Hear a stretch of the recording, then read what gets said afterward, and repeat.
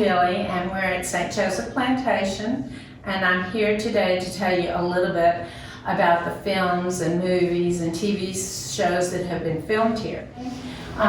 They did some other scenes, like NCIS New Orleans has filmed here twice.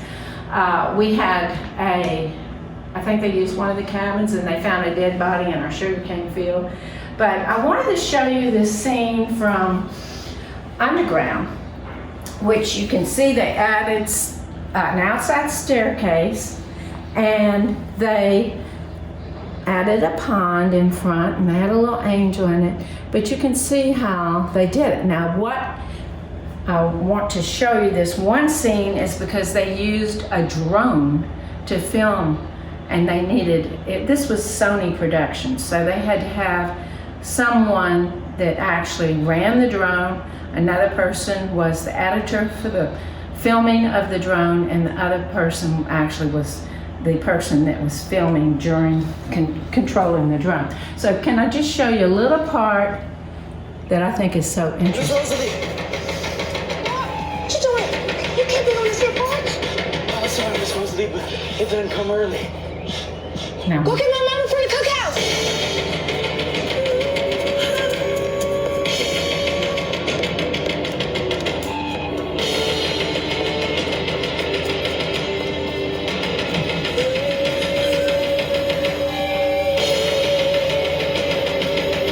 I have to stop it. Okay, so what happened was they did that going through, they had the camera in front of her with the drone, and so she runs through the center hall of the house, and the whole time it's being filmed by a drone.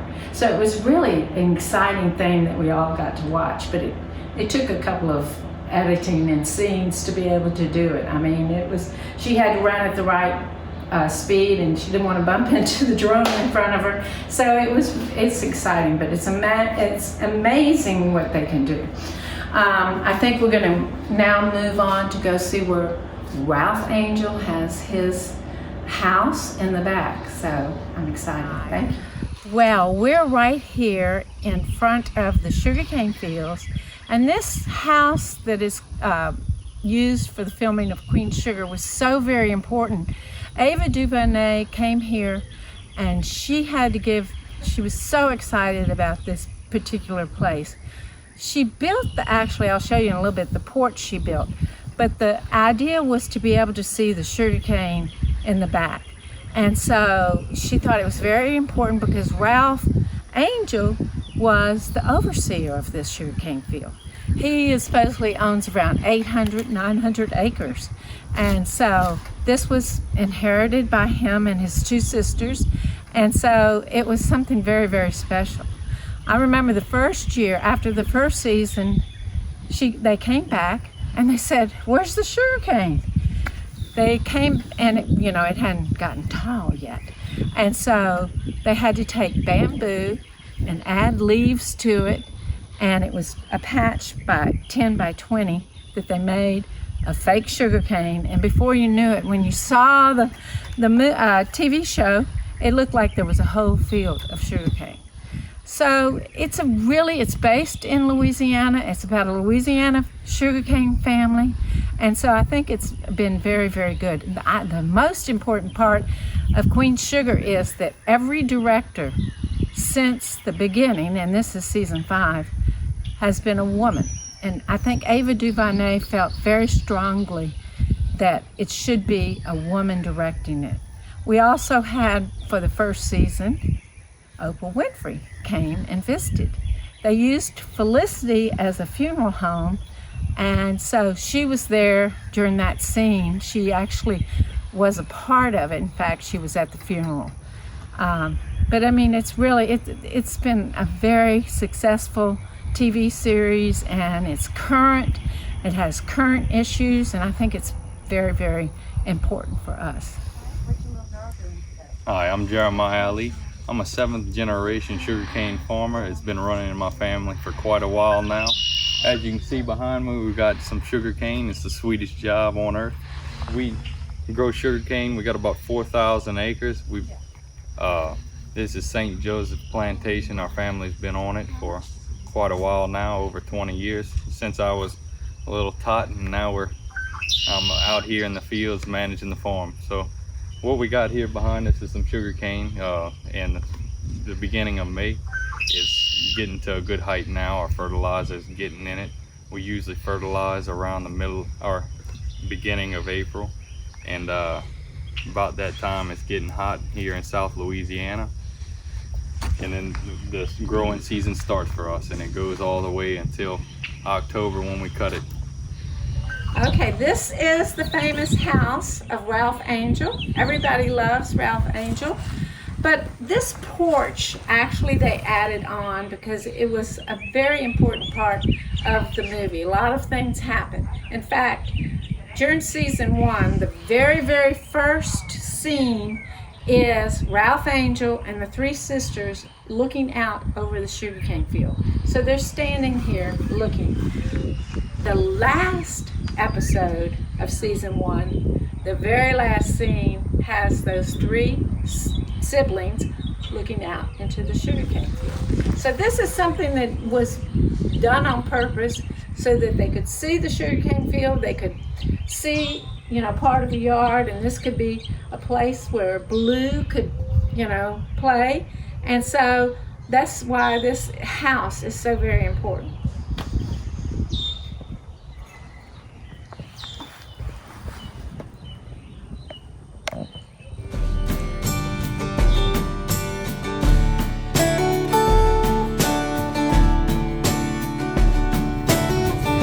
Hey, how's it going, everyone? My name's Jeremy Langwall, and I'm coming to you from the beautiful Holmes House Estate and Gardens.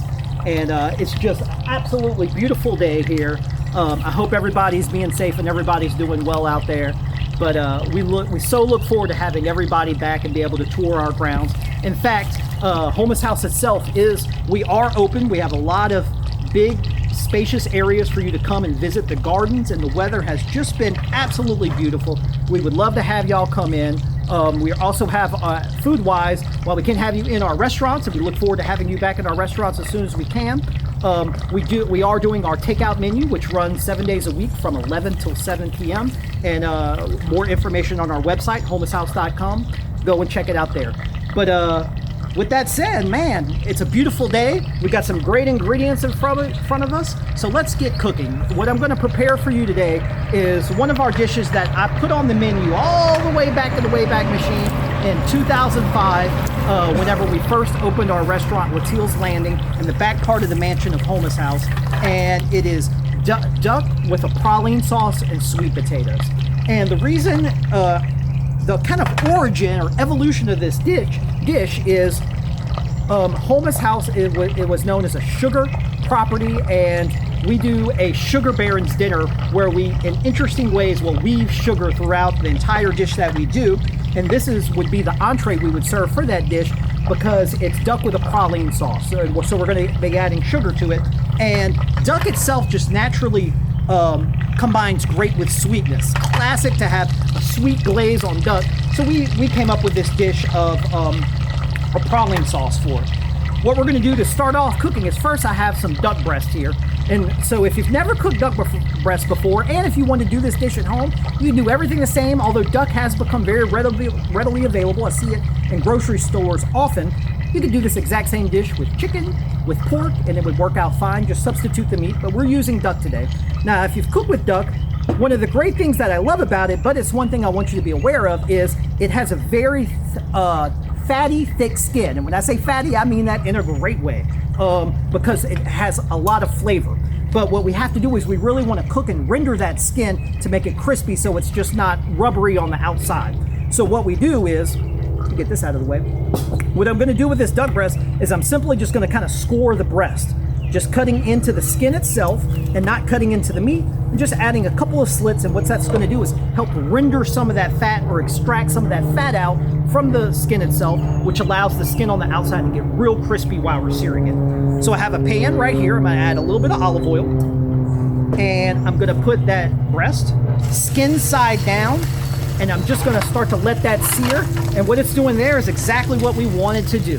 When we add it to the skillet, we want to have a nice hot pan where you really get that sizzle and just let it start to sear.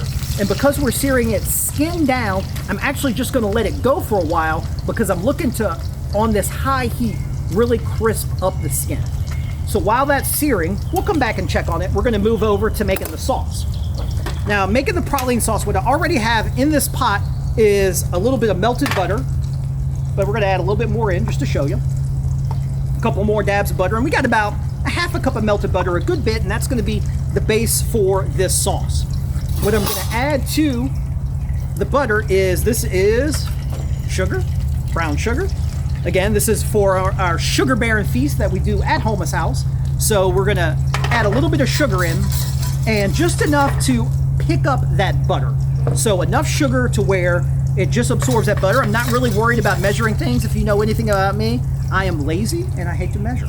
So anytime I'm following a recipe, I read the ingredients, but I don't worry about measuring it out. I just want to get close. If we were baking or something like that at home, you got to be a little bit more specific. But for this, just melt enough butter in the pan and add enough sugar to pick it up. Once we get to that point, and then I even see it's still a little loose, so real simple. Add a little bit more sugar. Now this is very sweet. We got butter, we got sugar. This would actually be a great base for a dessert, but we're not making a dessert, we're making a savory dish. So now we need to add some more savory elements to the dish to bring this whole thing together.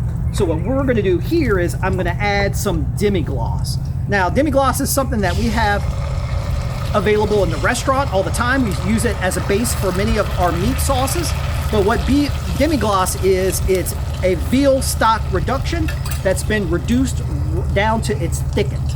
And if that's something that you're not able to find in grocery stores or at home, although many grocery stores I do find sometimes in the freezer section, they'll have some demi-glace. If you have access to that, great. But all we're doing is adding this happens to be veal, but a meat stock to it. So what you can do is just add a little bit of beef broth, just a little splash of beef broth in here, and that'll bring out some of those savory flavors if you don't have access to demi-glace. But we like demi-glace because it has just a great round base flavor. As we mix that up, we're making a praline sauce.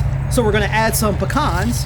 Now to all of my friends who may not be in the South or may not be from Louisiana, I say pecans, and I cringe every time anybody says pecans.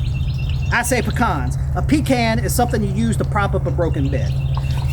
So once we got the pecans in, to finish off the sauce, we're gonna add some praline liqueur. You can find this pretty much at any store, but it's gonna give you a flavor. But this is, again, we were wanting to cook with sugar, but this has a lot of sugar in it. This is something you would typically pour over maybe a little ice cream. So we're just gonna add a little bit just because it is sweet. We already have sugar in there. We want this sauce to have a balance. We want to have a sweetness, but we don't want it to be too sweet like a dessert sauce. That's not what we're making. So we just add a little bit of that, and then to bring out even some more of those savory flavors, a little bit of salt, a little bit of cracked pepper. And that's it. So we have our butter, brown sugar, demi-glace, pecans, and praline liqueur.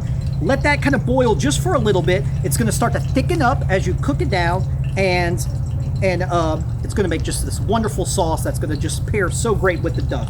Then we have this on our wedding menu. It's probably sold at every one of our wedding dinners that we do, and people just go crazy for it. It's really become a signature dish here at Homa's house. We do this all the time. So I'm just coming over now, and I want y'all to take a look. I'm coming back to the duck breast. I want y'all to take a look at that. I've really gotten a good crispy render on the outside of that duck breast, and so now I'm at a point where I can flip this over and let it start to cook on the other side. Now what we want to do is, at this point, because duck breasts are fairly thick, I would then take this skillet, and you notice I'm using a skillet, and I like to do this all the time at home. Make sure you're using a skillet that doesn't have wooden or a rubber handle. If you have one like this, you can take this skillet and then just go right into a 350-degree oven, being very careful because the metal is hot, and we can drop that in there and then let it cook for about 10 minutes. That's all you need, and we'll come back to it, but we would then put this into the oven for now and let that kind of just finish up 350-degree oven about 10 minutes. The reason we don't want to use a wooden or plastic handle is because they would melt in the oven. The wood would burn and the plastic would melt. So if you have that, great. If you don't have that, just transfer it to a baking sheet, pop it in the oven to finish cooking it off. Now we have our duck going. We have our sauce ready. So now we're gonna finish it up with some sweet potatoes. Again, we're sticking with this sweet and savory theme. So sweet potatoes, duck, and sugar, they all just really match so well together.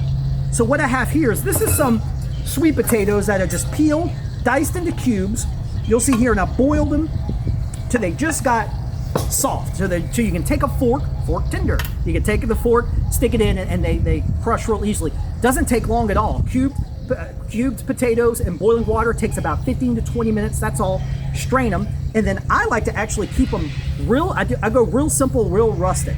I'm going to add a little bit of melted butter, sugar again, but instead of using brown sugar or white sugar, how we're going to put our sugar in this is we're going to add just a little bit of Steen's cane syrup.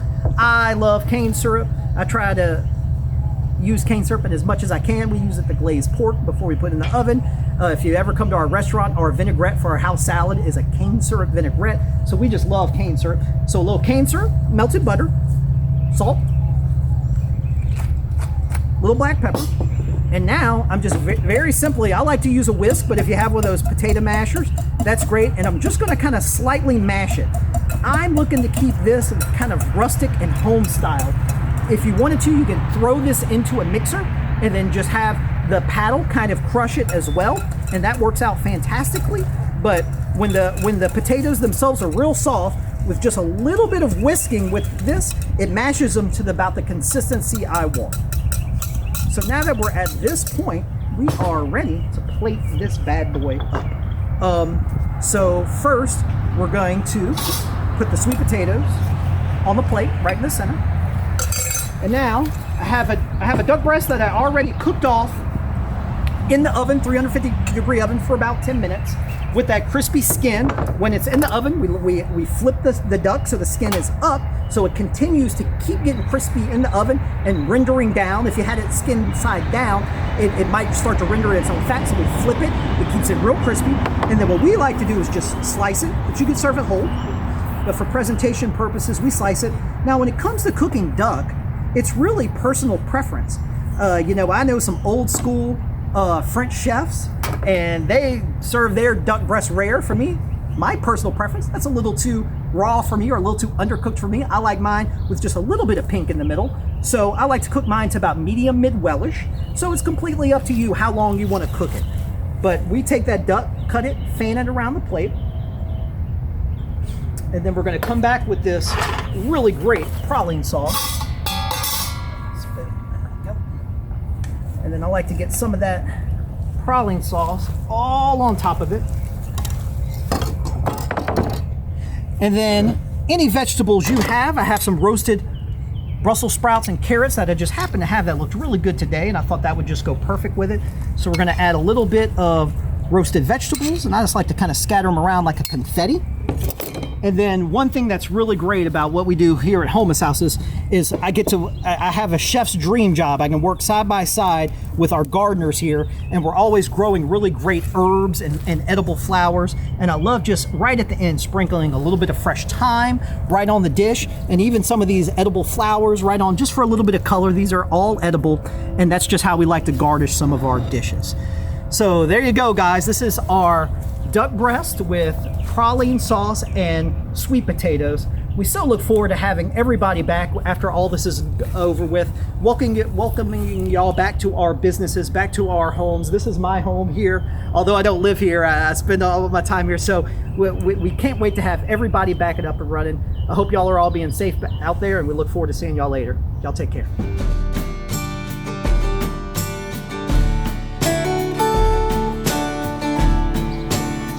Hi, welcome. I'm John McCusker. I'm the managing director of the 1811 Kid Ory Historic House in LaPlace, Louisiana. Welcome. We tell the story of the 1811 slave uprising, which began here at this house. And we also tell the story of jazz pioneer Edward Kid Ory. And to mark this occasion, we're going to perform one of the old Creole folk songs that Ory made famous, named Et là-bas. 1, 2, 2, 1.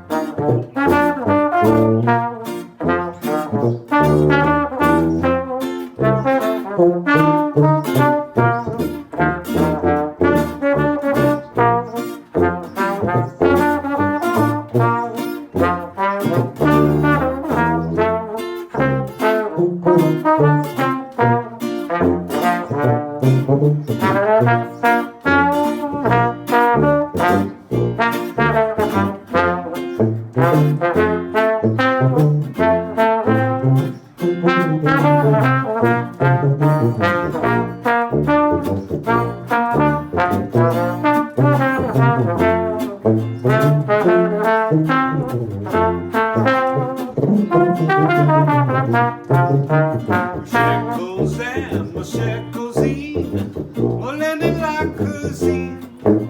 They bought you van, they bought a van, summer que se haría. Et là-bas, et là-bas, et là-bas, et là-bas, et là-bas, et là-bas, mon cher là-bas, mon cher là-bas, et là-bas, et là-bas, et là-bas, et là-bas, et là-bas, et là-bas, mon cher là-bas, mon cher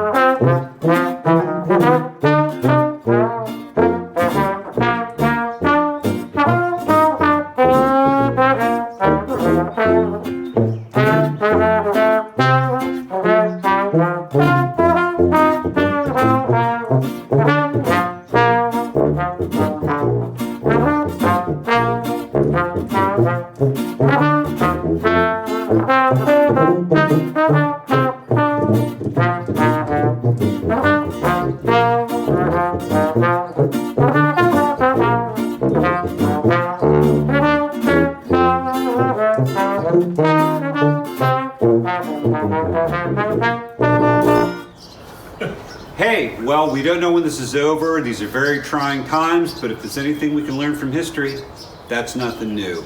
Our ancestors made it through what they made it through. We'll get through this. Stay safe, and we hope to see you soon.